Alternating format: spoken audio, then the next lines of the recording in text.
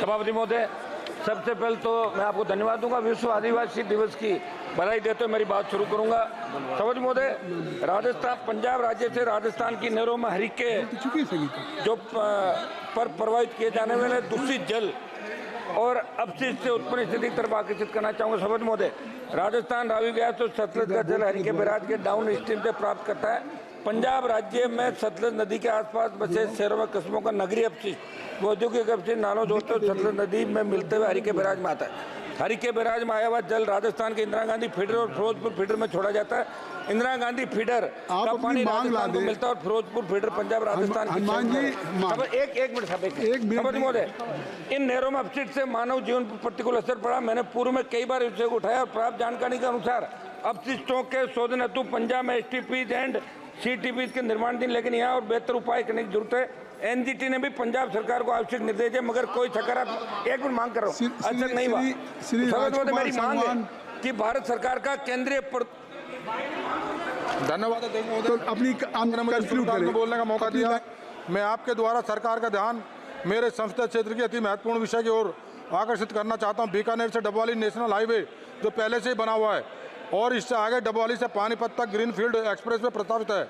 मेरा विनम्र सुझाव है कि इस प्रस्तावित हाईवे को पानीपत से आगे छपरौली, बड़ौद, बरनावा से होते हुए मेरठ में गंगा एक्सप्रेस से जोड़ दिया जाए।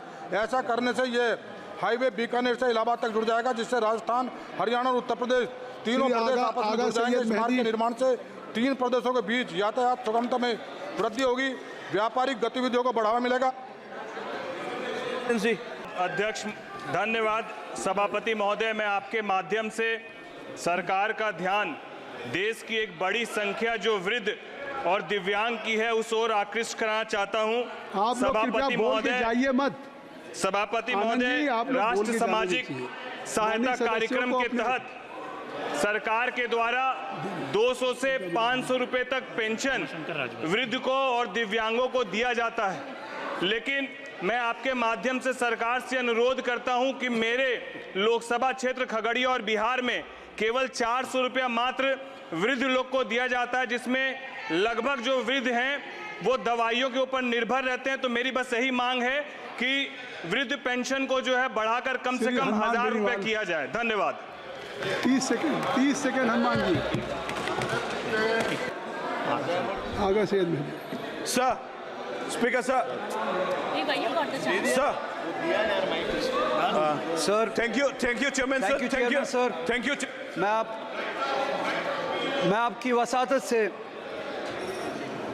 चेयरमैन सर, मैं आपकी वसातत से जम्मू कश्मीर के हवाले से ये बात करना चाहता हूँ, वो गवर्नमेंट के इंफॉर्मेशन में ये बात लाना चाहता हूँ और इनसे इस बारे में जवाब भी जानना चाहता हूँ।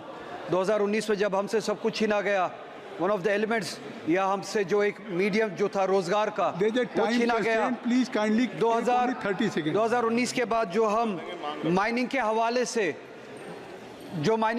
डिसीजंस लिए गए, चाहे वो जम्मू में तवी रिवर हो, चाहे वो जहलम रिवर हो, चाहे वो सिंध हो, जो हमारा रोजगार का जरिया हुआ करता था, वहां से स्मॉल स्केल माइनिंग होती थी, रेत बजरी वगैरह निकाली जाती थी, उस पे बैन लगाई गई है, आउटसोर्स किया गया है बड़ी बड़ी कंपनियों को। Doctor C N Manjunath.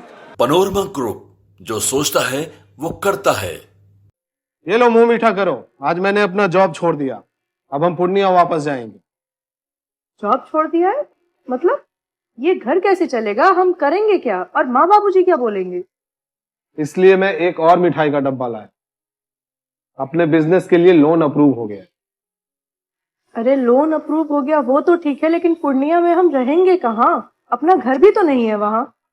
इसलिए तो एक और मिठाई का डब्बा अलग से लाया हूँ, हमने पूर्णिया में घर ले लिया है, पूर्णिया के ई होम्स पैनोरमा में। पूर्णिया में पैनोरमा ग्रुप लेकर आए हैं ई होम्स पैनोरमा, बड़ा घर, आलीशान जिंदगी और अत्याधुनिक सुविधाओं के संग। अरे अब क्यों मुंह मीठा करवा रही हो? क्योंकि हम घर वापसी जो कर रहे हैं। घर वापसी की खुशी पूर्णिया में ई होम्स पैनोरमा के संग। E Homes Panorama, luxurious lifestyle redefined.